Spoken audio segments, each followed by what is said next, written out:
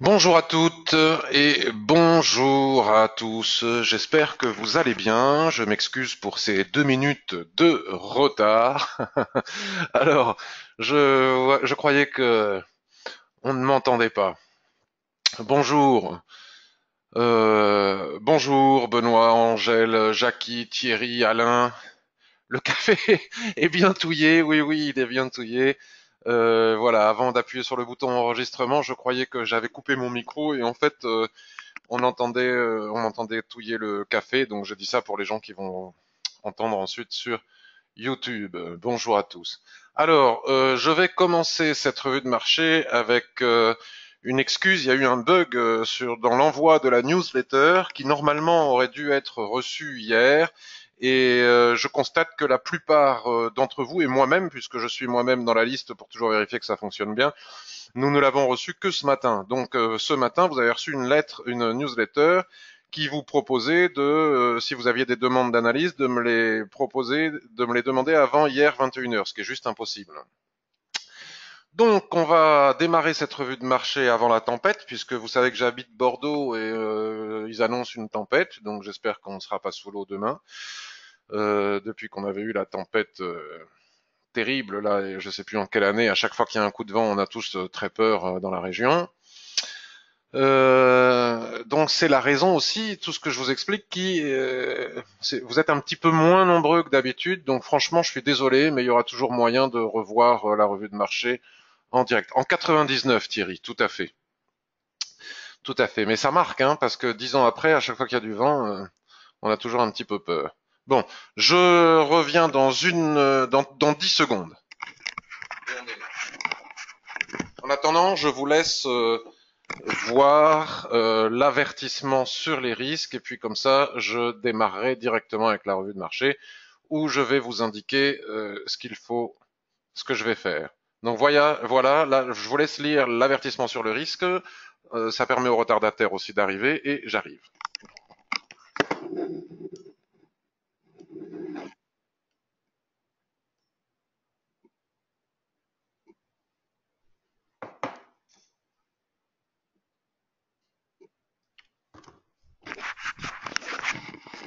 Voilà, c'est parti. Donc tout le monde a vu l'avertissement sur les risques, donc je vais pouvoir enlever la page du site et arriver directement. Étant donné le petit bug informatique, il n'y a pas énormément de demandes d'analyse, il y en a quelques-unes quand même. Je vais commencer. Alors, je vais vous dire comment est-ce que l'on va procéder. Je vous propose de faire d'abord de répondre aux demandes d'analyse. Donc, j'en ai deux sur l'AUD NZD par Jean et Thierry.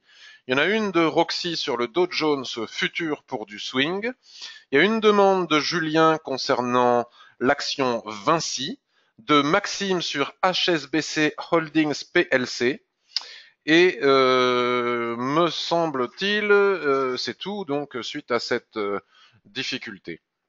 Est-ce que vous pouvez me confirmer que tout le monde voit bien l'écran? C'est parfait. Bonjour Benoît.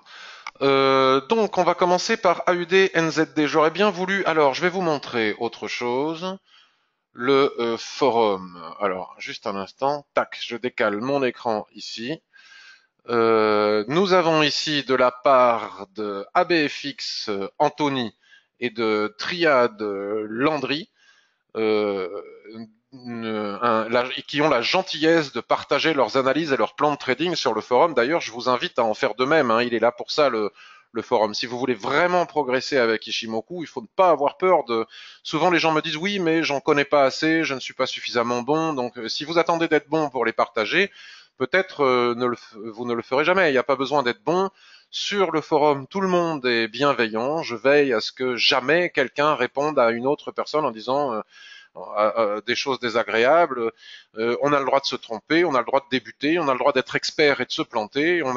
Donc n'ayez crainte à partager vos analyses sur le forum. Et puis lorsque des personnes partagent leurs analyses sur le forum, ayez aussi la gentillesse d'y répondre parce que je vois que vous les suivez, vous les regardez, que vous ouvrez ou pas des trades en fonction des analyses que vous voyez ici et là, mais parfois les gens ne prennent pas le temps de répondre et de remercier un auteur, même si on n'y connaît rien, on peut juste répondre avec bonjour, merci, ça rend le forum plus convivial. Donc j'ai pas bien compris, mais parce que j'ai pas vraiment pris le temps aussi de comprendre certainement l'analyse qui a été faite sur l'AUD NZD. Anthony, j'ai pas bien compris si c'était un plan d'achat ou un plan de vente. C'est ce que j'écris ici. S'agit-il d'un plan haussier? Et je vais commencer par en parler lors de cette revue de marché. Bonjour Roxy. Bonjour Sylvie. Euh, bon, alors, on va reprendre depuis le début parce que si je comprends bien, Jean, tu as acheté et Anthony aurait eu aussi des visions haussières. Alors, je vais essayer de comprendre pourquoi. Parce que en observant ici et maintenant, alors les choses ont bougé, peut-être que en observant le graphique ici et maintenant, la première chose qui saute aux yeux, c'est qu'il n'y a pas de tendance véritable. Même si ici nous avons eu une tendance, si vous arrivez à suivre ma souris, là nous avons une correction qui nous amène vers une tendance baissière, mais globalement tout ce joli monde est tout de même, c'est ce qu'on va percevoir avec plus de pertinence sur le graphique journalier, tout ce joli monde est quand même dans une dérive latérale. Tout cela est quand même relativement plat. On ne peut pas parler de tendance. Alors il y a bien des tendances qui mènent les prix d'ici jusque là. Donc quand on arrive ici, c'est normal, c'est la borne haute du range, on arrive jusqu'en bas.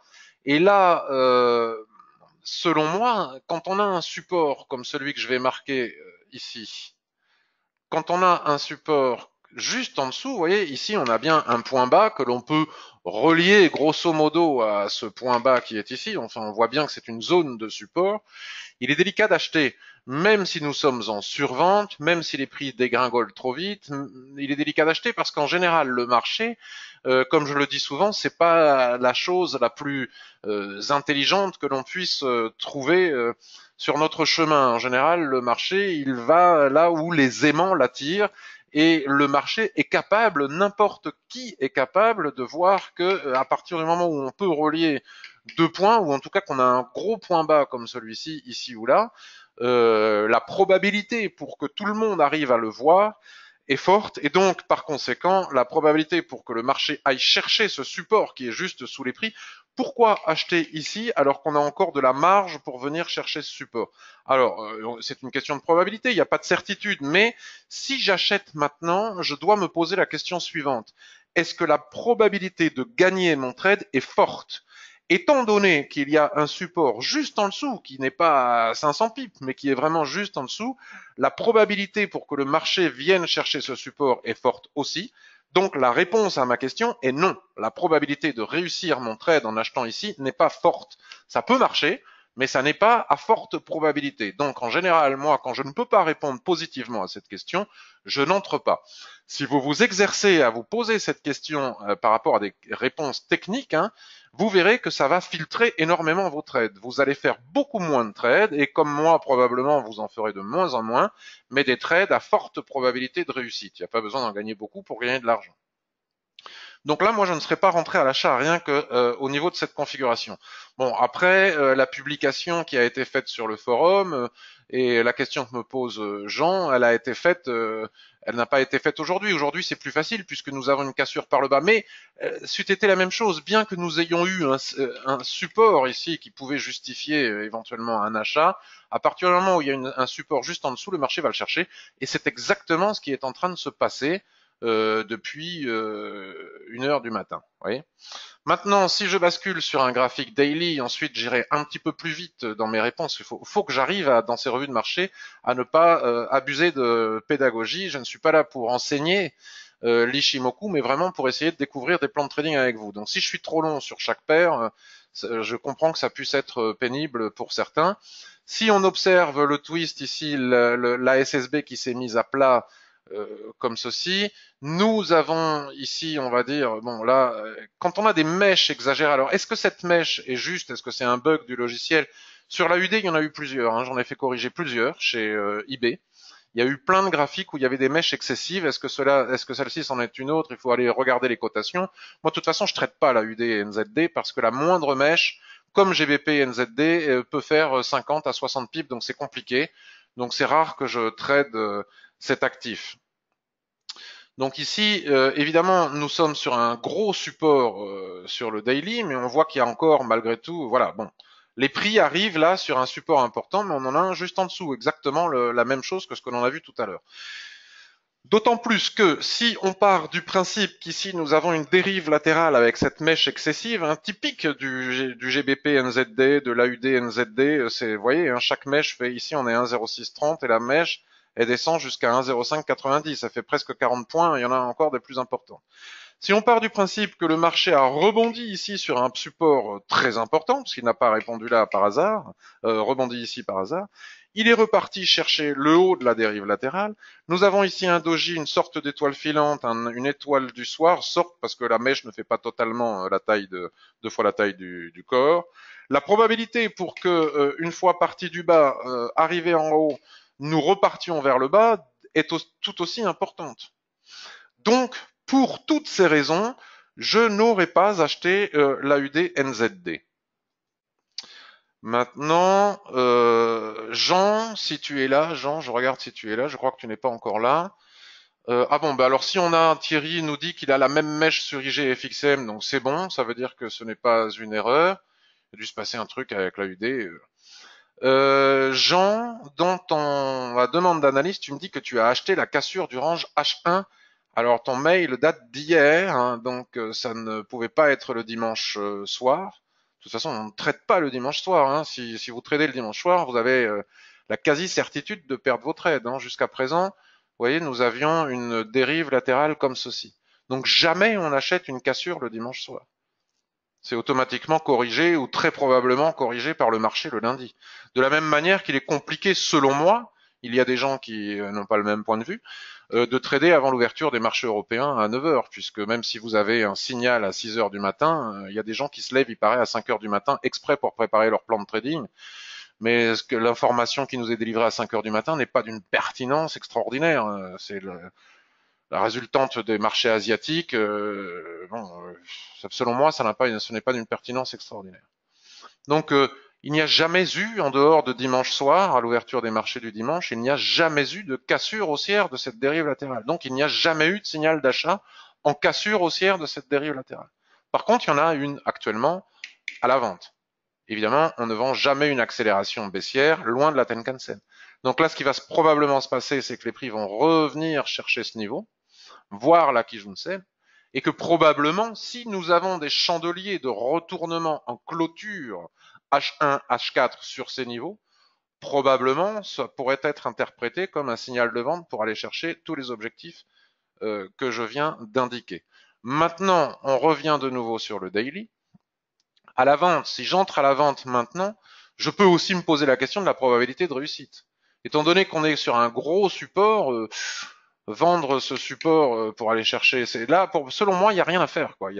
Faut attendre que ça casse soit ici par le bas, soit que les prix décident concrètement et fortement de rebondir sur ces niveaux.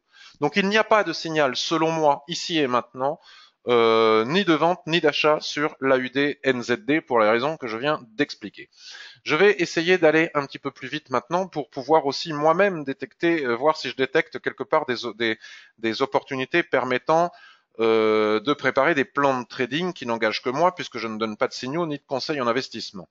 Donc HSBC, Holdings PLC. Alors j'ai regardé tout à l'heure, c'est pas le genre de truc que j'aime trader. Déjà quand je vois, alors j'ai vu un truc, attendez. Est-ce que c'était un bug, encore une fois? Alors, j'ai les données statistiques, les données en fin de journée, puisque je n'ai pas activé ce type d'action. Quand je vois ça, je me dis soit la plateforme elle a un réel problème, soit je prends mes jambes à mon cou et je ne traite pas cette chose.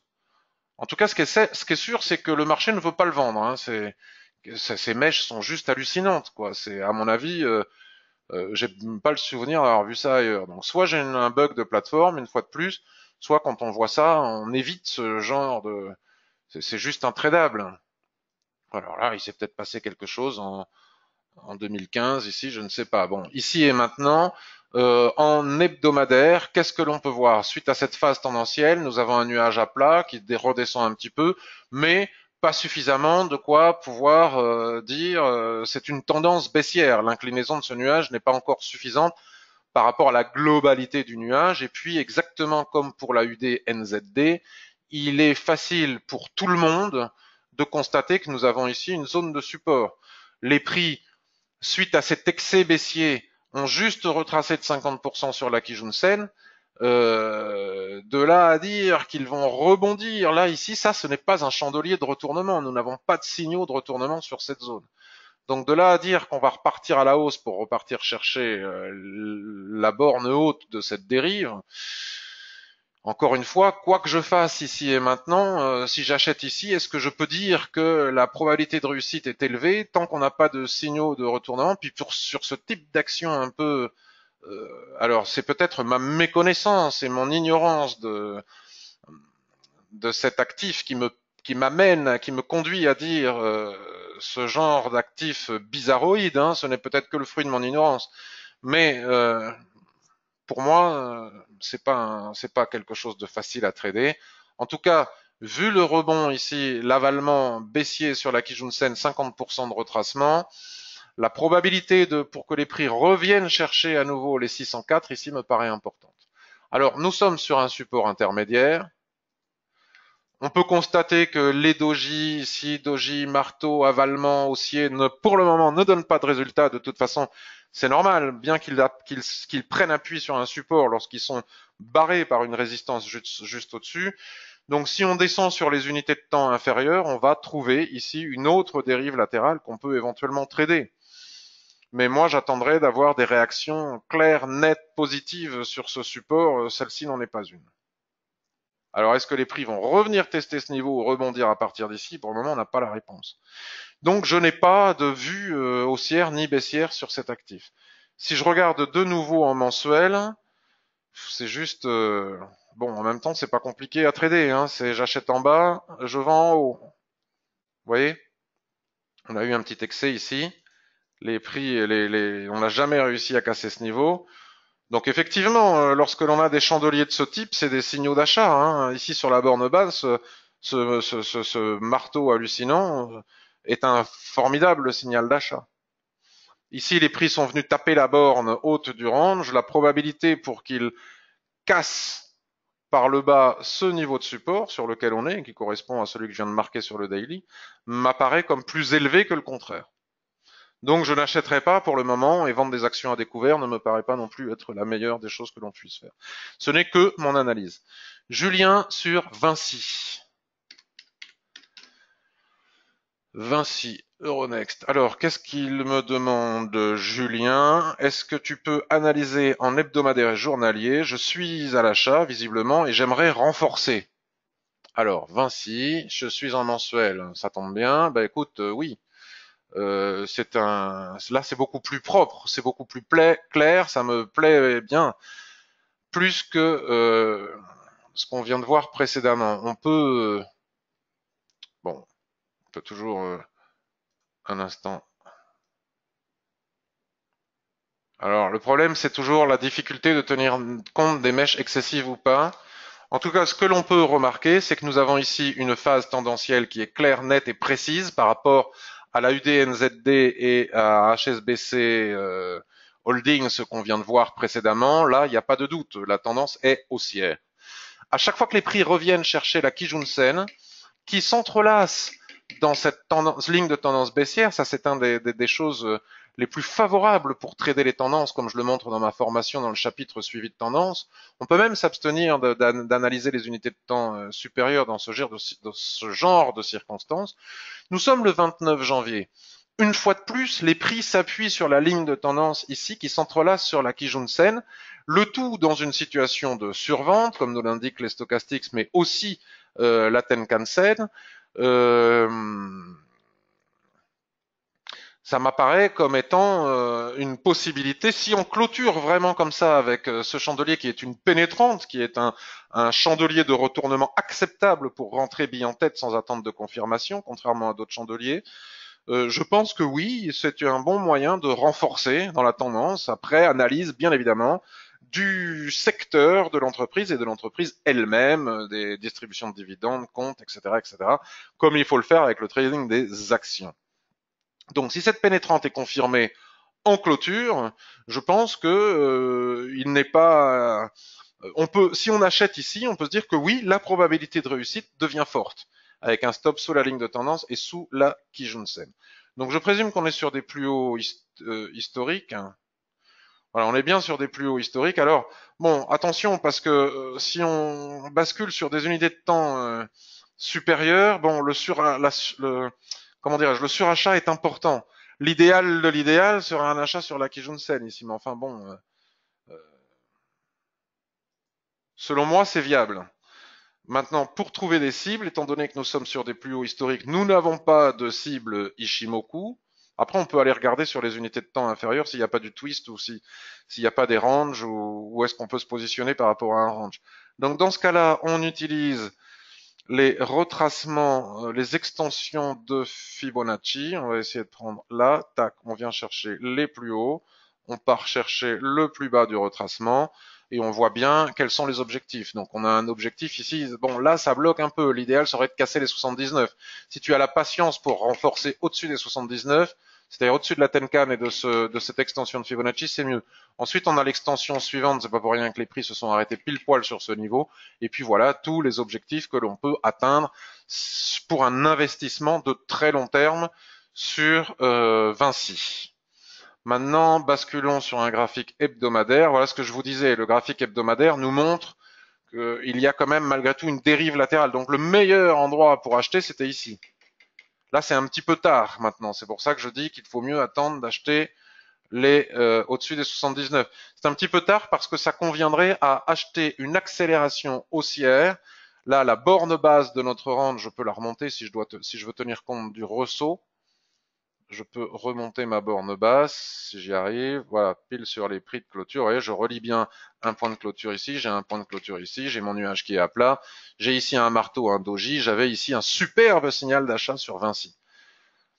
Maintenant, on s'approche de la zone d'équilibre de ce range, donc c'est plus un moment pour endroit, hein, c'est plus un endroit pour acheter, c'est trop tard. Alors, pour du très long terme en mensuel, pourquoi pas, tel que je viens de l'expliquer, avec un stop sous la Kijun-sen, bien sous la Kijun-sen. Maintenant, si on veut améliorer le timing, il faut attendre qu'on ait cassé toute la zone d'équilibre et qu'on passe, c'est compliqué parce que ça devient plus compliqué. Un retour sur cette zone serait plus intéressant pour acheter. Il fallait acheter ici à 72,80. Maintenant, on est à 76,82. C'est pareil, à 4 euros, ça fait beaucoup. C'est un petit peu trop tard pour renforcer ici et maintenant au niveau du timing. Ou alors vraiment pour un investissement de très long terme en acceptant le fort retracement probable qui va venir. Voilà pour Vinci. AUDNZD, c'est fait. HSBC, c'est fait. Donc Roxy, le futur Dow Jones. Le futur Dow Jones.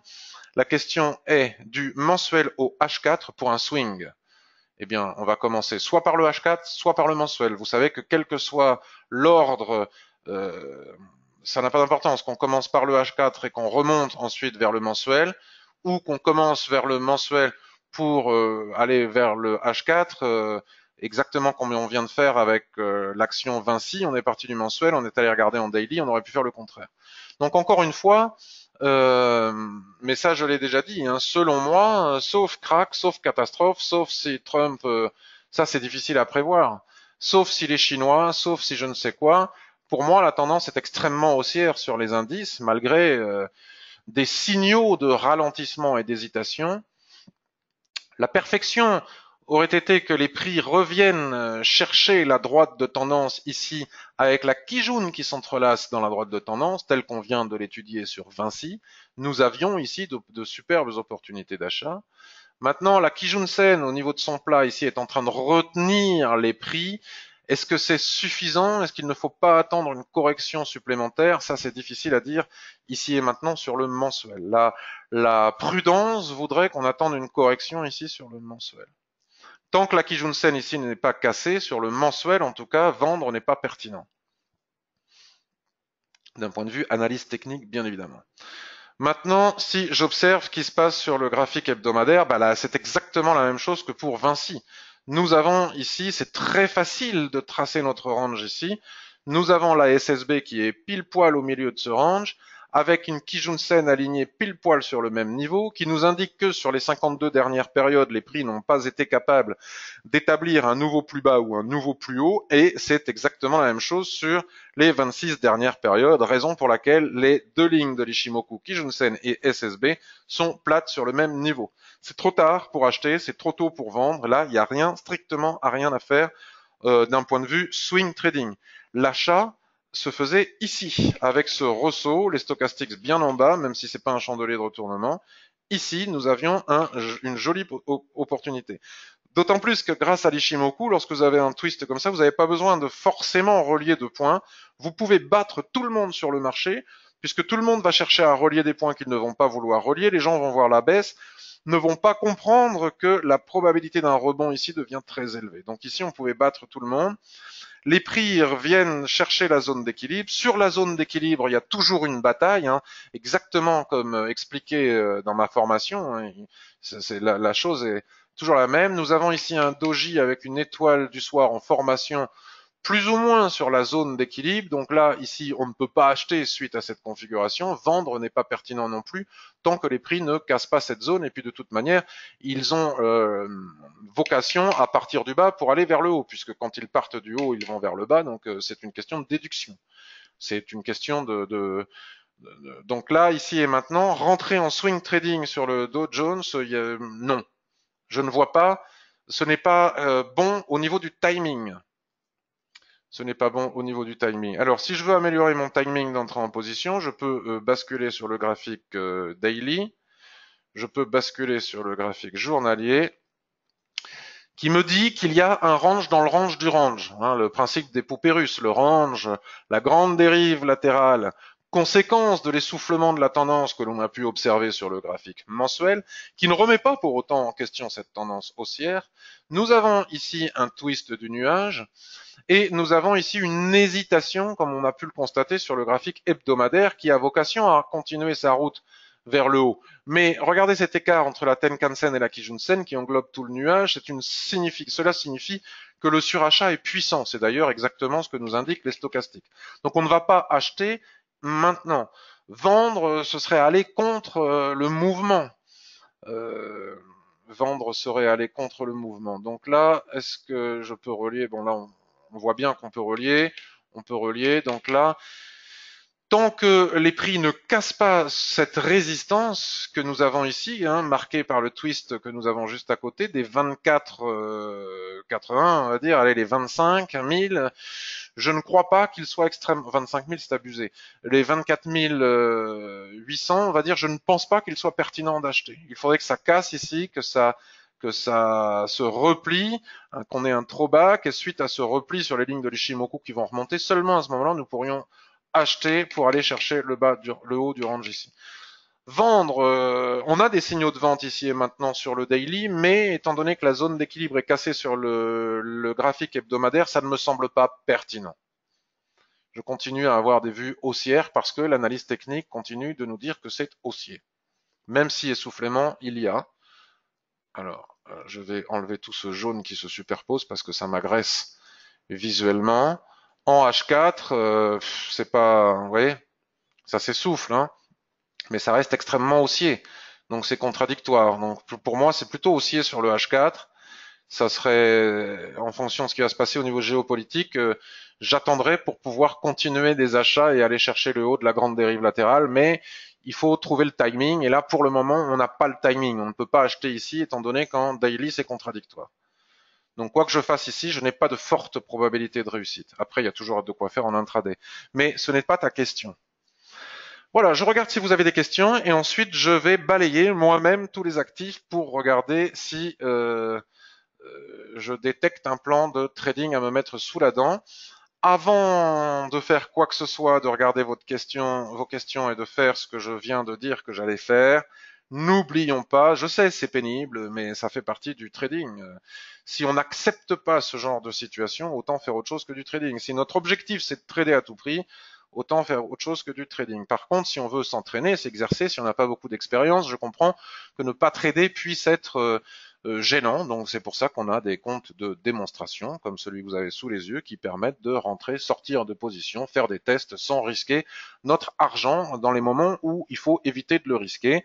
Je voulais bien évidemment vous parler du nouveau vote du Parlement britannique, d'une importance cruciale encore aujourd'hui, et qui peut déboucher sur des gros mouvements haussiers ou baissiers sur la livre sterling face au dollar, et par conséquent sur toutes les paires de devises, puisqu'il y a une corrélation malgré tout sur l'euro, sur l'AUD. Donc si le GBP USD dégringole d'un coup, il est probable qu'on ait des traces de cette dégringolade, ou au contraire monte d'un coup des traces de cette dégringolade sur les autres paires majeures. Donc, attention avec le GBP, raison pour laquelle je ne ferai aucune analyse sur le GBP, ça ne sert à rien. On va jeter un œil, ah oui, sur vos questions.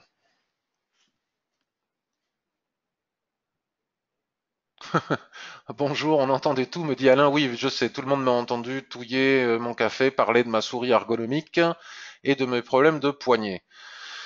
Euh...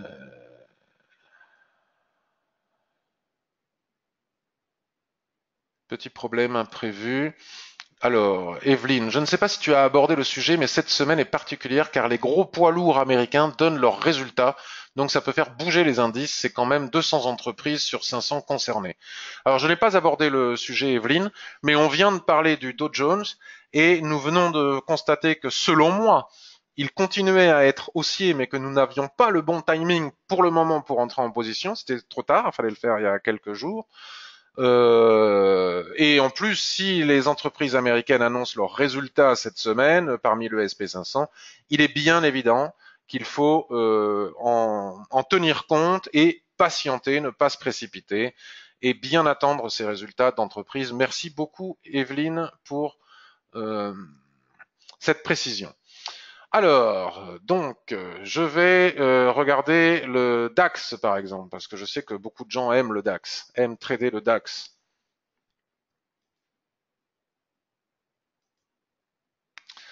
Alors, on va commencer sur un graphique hebdomadaire. Ça risque d'être suffisant. Donc, qu'est-ce que l'on a ici? On a... alors, attention, parce que n'oubliez pas que les informations politiques, géopolitiques concernant l'Europe font bouger les indices européens. Mais si le SP500 prend 300 points, le DAX ne va pas baisser, hein. En général, le DAX, même si c'est pas en termes de pourcentage la même chose, si le SP500 monte, le DAX ne baisse pas. Donc, ce qui est vrai pour les indices américains concernant les entreprises l'est aussi forcément pour les indices totalement corrélés au SP500. Donc, c'est assez facile de voir ce qui se passe ici et maintenant sur le DAX. Nous avions ici une grande dérive latérale, elle a cassé par le bas. Elle a cassé par le bas la dérive latérale. Ici, nous avons un marteau inversé. Un marteau inversé n'est pas un bon signal de retournement. Ça a cassé, la tendance devient baissière suite à la cassure de cette dérive latérale. Donc, ce que j'expliquais tout à l'heure se vérifie ici. Lorsque les prix s'éloignent trop fortement de la Tenkan-sen, on ne vend pas, puisque la Tenkan-sen a pour vocation à coller au prix. On attend que les prix retracent. Et les prix sont en train de retracer. Et ce qui est remarquable et très fréquent avec l'Ishimoku, c'est que la Kijun-sen vient se coucher sur l'ancienne borne basse de ce range, renforçant la résistance de ce niveau. Puis nous avons le plat SSB, ici plus ou moins aussi sur le même niveau, à quelques points près. Le support et la résistance sont une zone. Donc la probabilité pour que les prix continuent leur rebond et viennent à minima chercher, retester l'ancienne borne basse de ce range, la Kijun-sen et la SSB, m'apparaît élevée. Donc vendre le DAX tant que les prix ne sont pas revenus chercher cette zone ne me paraît pas pertinent. Nous n'aurions pas une forte probabilité de réussite. C'est exactement ce que l'on a dit au début de notre webinaire avec AUD-NZD, me semble-t-il. Le marché voit ces résistances, il n'y a pas de raison qu'il n'aille pas les chercher. D'accord? Donc maintenant, on bascule sur le graphique daily pour affiner. Bon, ben c'est assez pratique. puisqu'en plus, l'Ishimoku ici twist, le nuage de l'Ishimoku twist et nous offre une opportunité de comprendre un peu mieux, de mieux mesurer notre timing. Donc là, il est difficile, contrairement à tout à l'heure, de relier des points sur la même ligne. Je relie quoi? Je relie ici, c'était un 1, mais pourquoi pas ici, et puis pourquoi pas là? Donc, puisque j'ai du mal à relier mes points, je vais utiliser mon Fibonacci pour tracer éventuellement ma borne de range qui continue à être compliquée à tracer. Voilà. Donc nous avons ici, regardez, la ligne SSB, qui n'est pas la plus pertinente par rapport à ce que l'on est en train de tracer ici. Laissez-moi revenir 2 secondes sur l'hebdomadaire que je vérifie quelque chose. Celle-ci, je vais la sortir et je vais garder que la borne haute du range ici avec la Kijun-sen qui vient se coucher sur ce niveau. Je rebascule sur mon graphique daily et tout devient plus clair. Je vois bien que la Kijun-sen et l'ancienne borne base qui a été cassée, qui crée une tendance baissière, il devient de plus en plus probable que le marché vienne la chercher. Mais alors, quand rentrer pour aller la chercher, c'est pas facile puisque nous sommes malgré tout ici en surachat. Les choses vont trop vite. Les choses vont trop vite. Donc là, je suis sur le DAX. Je vais tracer une zone ici. Vous voyez, ici, nous avons une résistance qui, pour le moment, ne laisse pas passer les prix. De là à vendre, ce n'est pas pertinent de vendre maintenant puisqu'il y a une résistance juste au-dessus. Les prix vont très probablement aller la chercher, sauf si le SP500 dégringole. Donc la cassure de ce niveau des 11 340 ouvrirait peut-être la voie aux 11 495. 300, là, il y a quand même 480, il y a 200 points à prendre encore. Donc pourquoi pas? Donc, soit on attend que les prix, parce que c'est compliqué d'acheter en surachat, même s'il y a un signal d'achat, on est en total surachat, donc ce n'est pas pertinent d'acheter en surachat. On peut faire une très bonne analyse et perdre le trade puisque le marché va aussi vouloir corriger le surachat. Donc, soit j'attends, le meilleur moyen serait d'attendre, pardon, j'ai basculé en je sais pas quoi là. H4, non, j'étais en daily. J'étais en daily. Donc soit j'attends que le marché vienne chercher cette zone et je vois ce qui se passe sur cette zone parce que le retracement peut être plus profond. Si j'ai des chandeliers de retournement sur ces zones, on n'est pas sûr de notre borne haute ici, à ce moment-là, je peux vendre pour aller chercher la zone d'équilibre qui se trouve aussi, en sachant que c'est haussier sur le long terme, comme le Dow Jones et le SP500. Soit si ça casse ici, bon, on peut même se préparer plusieurs petits plans de trading intraday. On voit bien qu'il y a une résistance ici, entre ces deux niveaux, vous voyez? C'est clair, comme de l'eau de roche. Donc ensuite, je bascule sur du H4. Je vois bien qu'en plus, ma tendance est bien soutenue ici par la Kijun-sen telle que je l'aime. Hop, qui s'entrelace dans la ligne de tendance. Gap, on revient tester le gap avec la Kijun-sen qui se met pile poil sur le niveau. Vous voyez, les gens qui ne voient pas les gaps, c'est pas grave. Kijun-sen nous montre où est la borne basse du gap. Voilà. Acheter ici, bon, on a de la résistance juste au-dessus, c'est pas forcément évident. Par contre, toutes les lignes qu'on a tracées précédemment, entre 11 335 et 11 415, il y a une possibilité d'achat. Et entre 11 423 et 11 500, une autre possibilité d'achat. Alors, comme l'espace est réduit, on ne peut pas le faire à partir du H4. On pourra probablement le faire à partir du 15 minutes, du 1 heure. Mais il faudra quand même être très prudent parce que si au même moment, il y a des informations d'entreprise concernant le SP500 et que le SP500 se casse la binette, on ne pourra pas gagner nos trades à l'achat. Si le SP500 se casse la binette, le DAX suivra. En 15 minutes, ça devient plus propre, vous voyez. Si on casse les 11 335, ici on attend le pullback et hop, le throwback, pardon, et on va chercher tous les niveaux au-dessus. Voilà pour le DAX. Moi, je ne vendrai pas le DAX pour le moment. Avec un plan moyen terme et un plan intraday. Comment profiter des informations qui nous sont délivrées par les unités de temps supérieures pour construire un plan de trading intraday.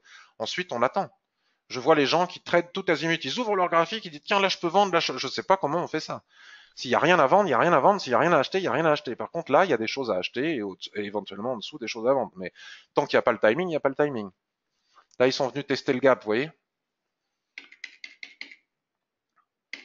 Tous ces gaps sont en train d'être testés ici. Ok, Euro USD, on va partir sur du 4 heures. Et donc hier, je faisais un coaching privé avec une personne qui avait besoin de faire un coaching privé. Et donc pendant ce coaching privé, j'ai vendu ici la borne haute de ce range tel que je l'enseigne suite à cet avalement, suite à ce doji. Et pim, le marché a décidé de casser la borne haute du range. Donc je considérais avoir une forte probabilité de réussite. Le marché a cassé la borne haute du range, j'ai perdu le trade. Voilà. Donc maintenant que j'ai montré cette perte, où en est l'euro USD? Alors attention au vote du Parlement britannique journalier. C'est compliqué de trouver de belles opportunités en ce moment. Il y a des périodes comme ça. La semaine dernière, j'ai fait qu'un trade, je l'ai gagné, je suis content. La semaine précédente, j'en ai fait deux, je les ai gagnés, je suis content. Là, je vois rien à faire, quoi. Là, j'ai marqué ici, c'est pas la borne haute du range, excusez-moi, mais on est bien sous résistance, hein. Ichimoku ne nous empêche pas de regarder les prix, on voit bien que ce niveau est travaillé. Les prix vont probablement aller le chercher.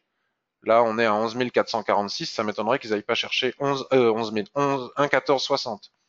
Bon, c'est parfait pour mes vacances. Dans une semaine, je pars en vacances.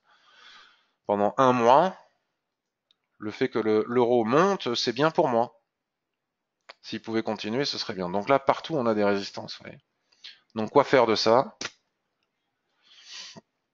Quand il n'y a pas, il n'y a pas. Hein. Les gens se disent oui, avec Ishimoku, on peut pas trader, il y a des lignes partout. Ben oui, mais s'il y a des lignes partout, c'est pas pour rien, la preuve.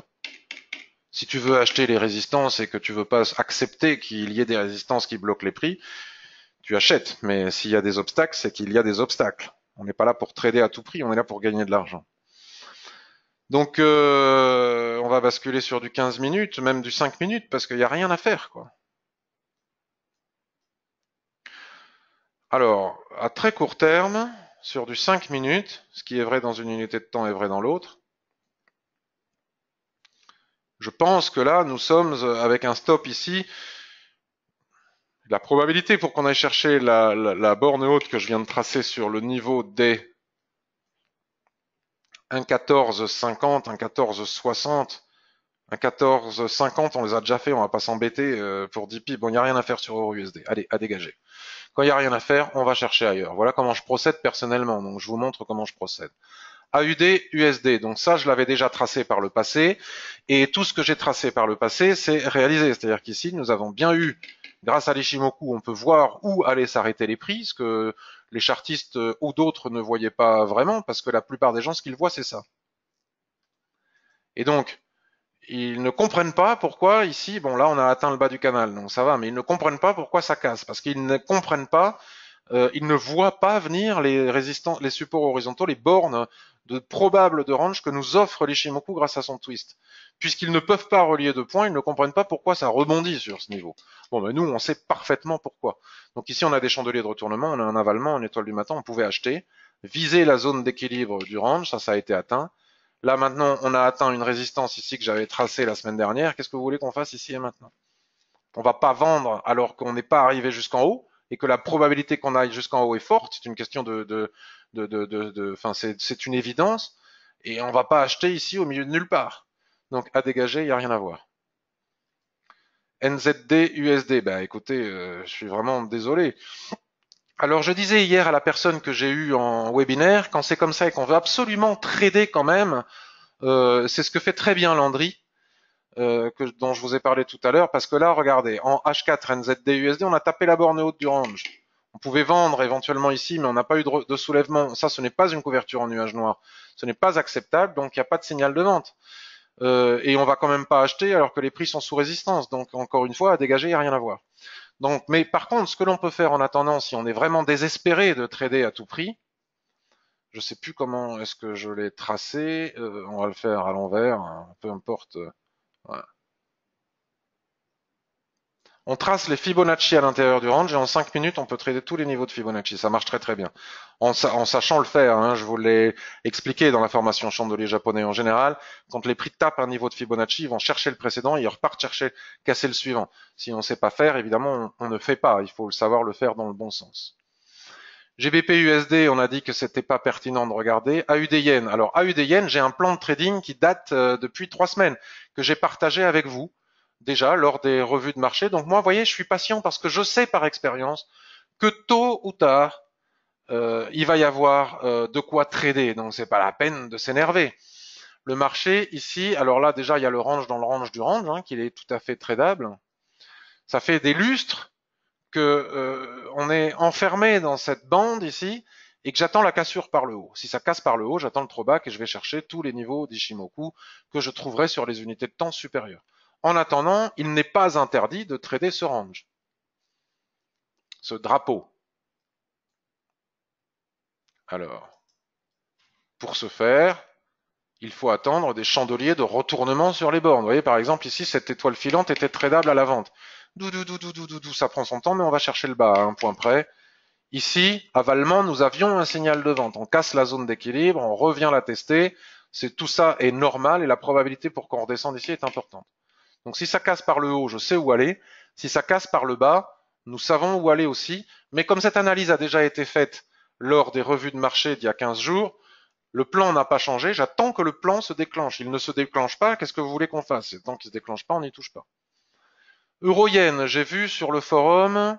Alors oui, forcément, quand l'euro USD casse, alors c'est pas inintéressant, ça ressemble un peu à mon plan de l'AUD-yen. Alors on va étirer ce range que nous avions tracé la semaine dernière.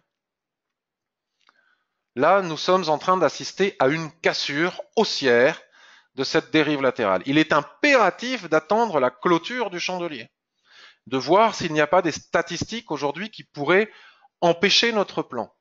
Et à ce moment-là, étant donné que nous sommes tout de même en surachat, après throwback, sur les lignes de l'Ishimoku qui vont remonter et sur les droites chartistes que l'on peut s'amuser à tracer grosso merdo dans ce genre, à ce moment-là, nous pourrions avoir un signal d'achat.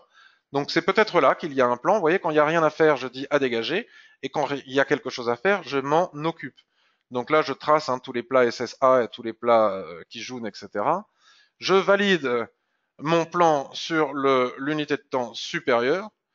Je vois que ça devient de plus en plus probable. Regardez comme ce niveau de SSB est beau et fort et retient les prix depuis le 9 janvier. Donc autant dire que s'il casse, mais autant attendre puisque des tentatives de cassure, il y en a déjà une. Donc là, il est impératif d'attendre la clôture, hein, voire même du H4. Et étant donné le surachat, de toute façon, ça sert à rien de se précipiter. On laisse casser, on attend le throwback et on va chercher soit les objectifs qui nous sont délivrés par le H4, soit comme je suis en train de le faire, je tiens compte des prix, ok, et j'ai tous mes objectifs ici, là, Tenkan, je bascule de nouveau sur mon H4, voilà. Et si j'ai beaucoup d'espace, je peux le faire en H4. Si j'ai pas beaucoup d'espace, à ce moment-là, je le fais sur du 15 minutes. C'est toujours la même chose. USD Yen, après je viens voir vos questions. USD Yen, alors ça, je vais vous le montrer. Pourquoi il y a des lignes partout? Je l'ai montré déjà des dizaines de fois, hein. Mais je vous le remontre parce que Ishimoku est juste magique, donc il y a des choses à savoir. Donc sur l'USD Yen, mais c'est vrai aussi sur d'autres paires, hein, sur d'autres actifs. USD Yen, je vous invite à vous amuser à tracer tous les plats SSB du mensuel. Donc je vais le faire. Plat SSB ici à droite, pim, je trace. Plat SSB, je trace. Pim, plat SSB, je trace. Plat SSB, je trace. Plat SSB, je trace. Je regarde maintenant ce qui se passe à gauche. Plat SSB sur la même ligne, je ne vais pas le tracer deux fois. Plat SSB, mini plat SSB, plat SSB. Après, il n'y a plus grand chose à se mettre sous la dent. Ensuite, on a du plat qui jaune ici, on va le mettre. On va mettre tous les plats SSB pour vérifier ensemble ce que ça donne. Ensuite, une fois que vous avez fait ça, vous basculez sur le 4 heures. Et regardez, oh magie, on va aller chercher, on va mettre davantage d'unités, je vais mettre 1000 unités pour avoir plus d'historique. Voilà.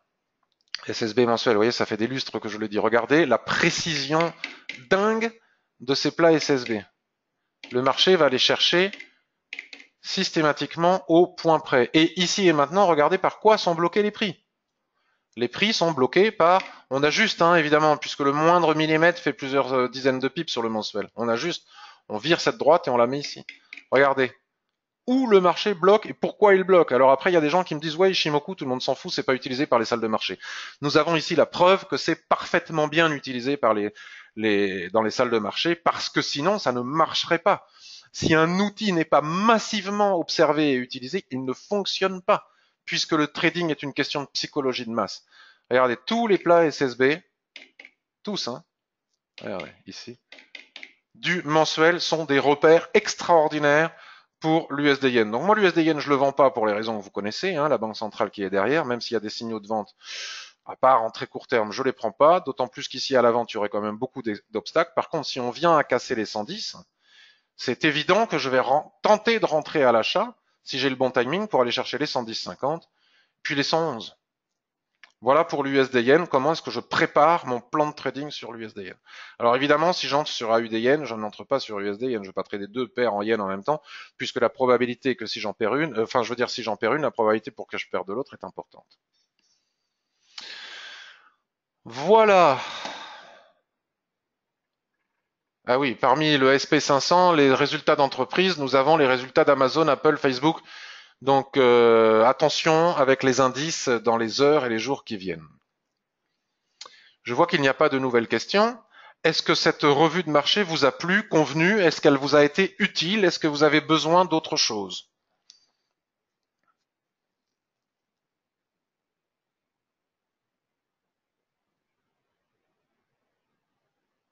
Ok Benoît.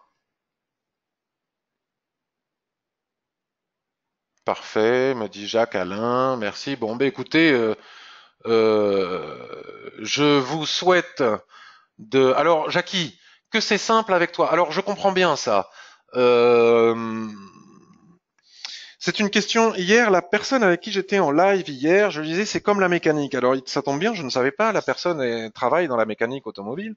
Moi, je n'y connais rien en mécanique automobile. Je fais pas la différence entre une bougie et une courroie. Enfin, je suis vraiment le gars le plus nul. Je sais à peine ouvrir le capot et j'ai pas envie d'apprendre. Mais par contre, je sais, pour avoir eu des copains mécaniciens, que souvent, lorsqu'on ne trouve pas une panne, c'est une question de déduction. Bon, ben alors si c'est pas, excusez-moi, je vais dire des aberrations, hein, tellement je suis nul, mais si c'est pas les bougies, c'est la courroie de distribution. Si c'est pas la courroie de distribution, c'est le joint de culasse. Et puis petit à petit, comme ça, on trouve. L'analyse technique, c'est exactement la même chose, hein. Ce que je viens de faire devant vous, ce n'est que de la déduction suite à de l'observation. C'est une question d'habitude. À force, ça devient facile pour tout le monde. Après, ce qui n'est pas facile, c'est de maîtriser nos pulsions, nos émotions et notre profond désir d'être en position. Ça, l'analyse technique ne peut rien faire pour vous. Moi, quand je n'arrivais pas à maîtriser mes pulsions en trading, parce que j'ai passé des années à être bon en analyse et incapable de maîtriser mes pulsions et donc à perdre de l'argent, j'ai fait la démarche, soit j'arrêtais, soit je changeais.